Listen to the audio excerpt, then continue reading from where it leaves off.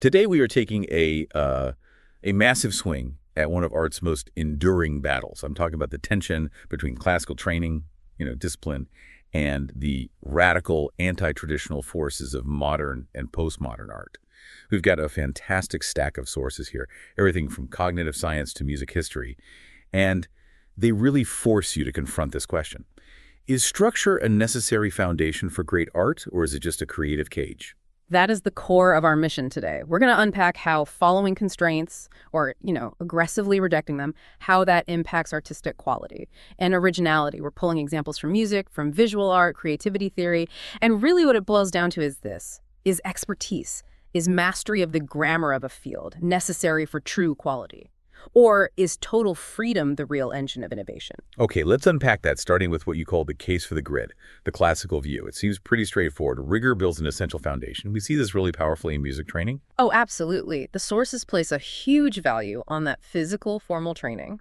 They specifically say the piano is the best kind of burning in a musician can have. It creates this mental and physical infrastructure. I mean, knowing how to press the keys doesn't guarantee you're a genius, but the practice, the discipline, it establishes a framework for everything else. And that deep structure seems to encourage a very specific kind of thinking.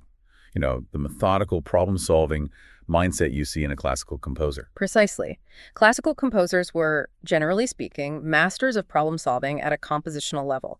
They worked methodically. They were focused on the architecture of a piece. They were basically creating these complex blueprints that required what the sources call System 2 thinking, slow, analytical, and dependent on a huge internal database of musical possibilities. Right, and if you don't have that framework, if you haven't done that burning in, the sources suggest you fall back on System 1 thinking. So what's the cost of that? Relying purely on intuition. The cost is coherence and scale. Low skill levels operate using System 1, which is fast, intuitive, immediate. So an untrained musician can definitely think fast, they can feel the music, but they're doing it without consulting the complex grammars of music. System 1 gets you a catchy riff. System 2 lets you build a symphony. So the lack of formal training gives you speed, which is great for, certain kinds of pop art, but you sacrifice the depth that comes from real mastery. It's interesting, the analogy in the sources here, that improvisational jazz, which we think of as the ultimate break from rules, actually arose almost entirely from the infrastructure built by classical composers. Yeah, you needed the map to know where to go off-road. And this brings up a really fascinating point about how knowledge is stored.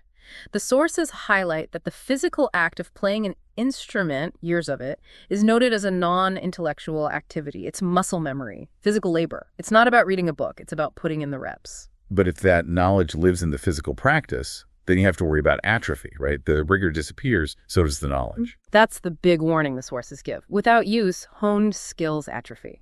They die off, just like languages do. There's a real sense of lament in these articles about the decline in traditional music education, which often favors a more instantly gratifying approach. The question just hangs there. Will old school music school get a revival? Because you need that skill to maintain cultural memory. That decline in rigor is the perfect setup for the counter-movement.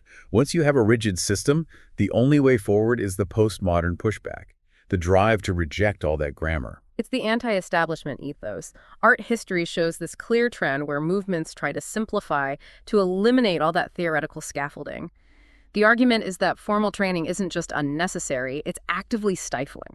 It kills originality. The goal becomes the democratization of art. Which, as the sources point out, immediately allowed people without any technical skill to just call themselves artists. Yeah. The barrier to entry was gone.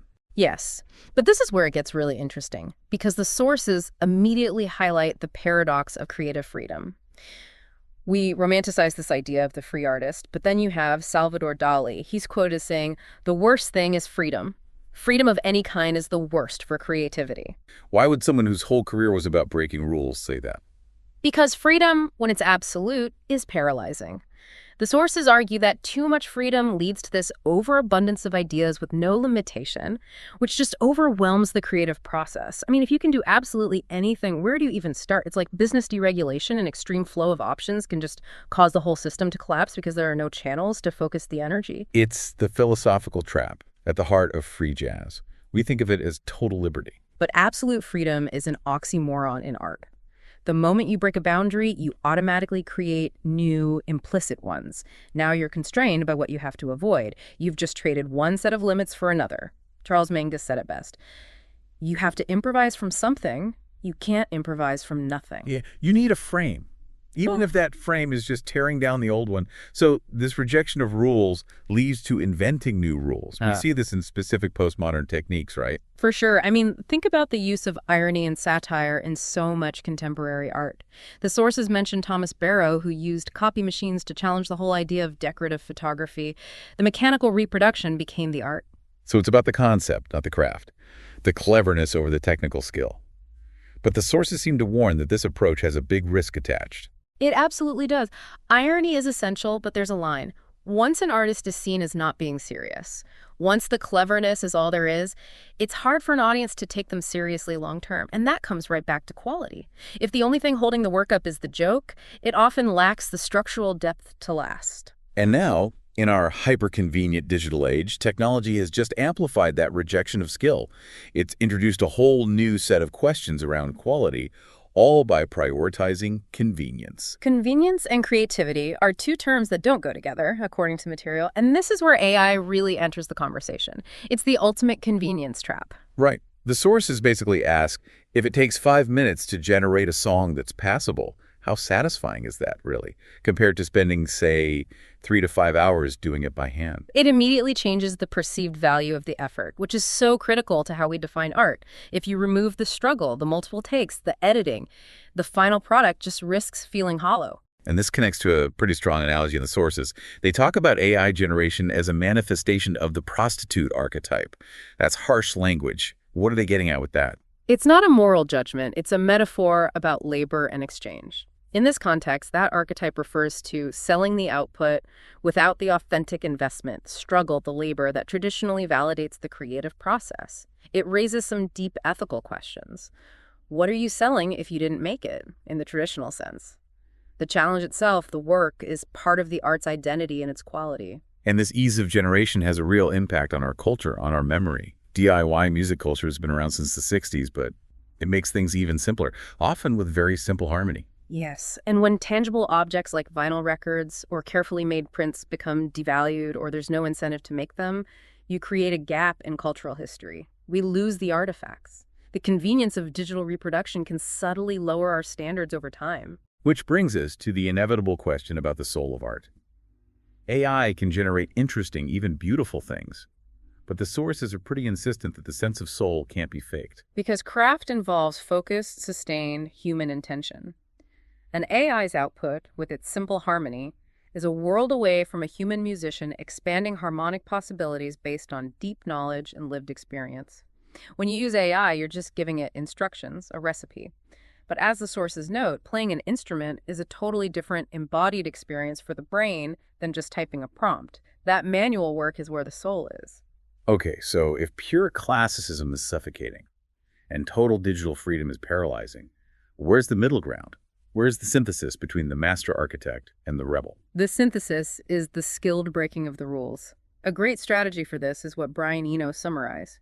Go to an extreme and retreat to a more useful position. It's not about ignoring tradition. It's about using it as a baseline, experimenting like crazy, and then finding the optimal structure on your way back. So that's the real difference.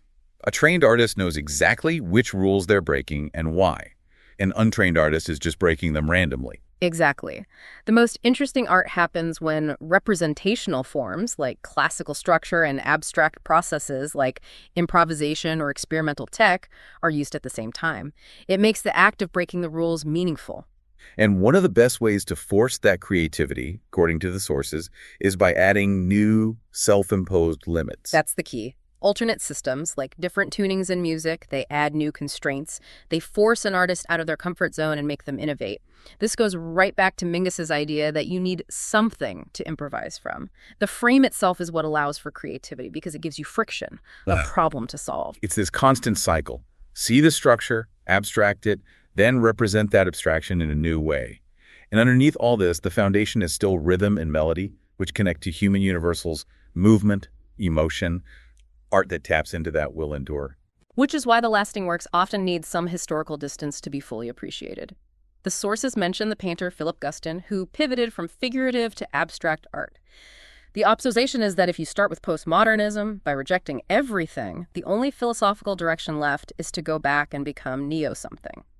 The cycle dictates that structure has to be embraced again for enduring art to grow. So, to synthesize this for you, the listener, absolute creative freedom often ends up being paralyzing. It can devalue the work and lead to a loss of cultural memory. But on the other hand, strict adherence to tradition just stifles innovation. So the ultimate path to quality and originality seems to be through skilled mastery, the ability to either use or skillfully break the rules you've learned. And that brings us to the crucial question of longevity. We all agree Beethoven's work is important, right? Often, regardless of our appreciation of his music, just because of his historical weight. But it's conceivable that knowledge of Beethoven could become a mere Cliff's Note in another generation if the skills needed to appreciate him atrophy. So for you to think about then, what forms of contemporary art that proudly throw out classical structure today are building enough accumulated importance, enough real depth to survive that atrophy of cultural memory and become the enduring artistic anchors of tomorrow?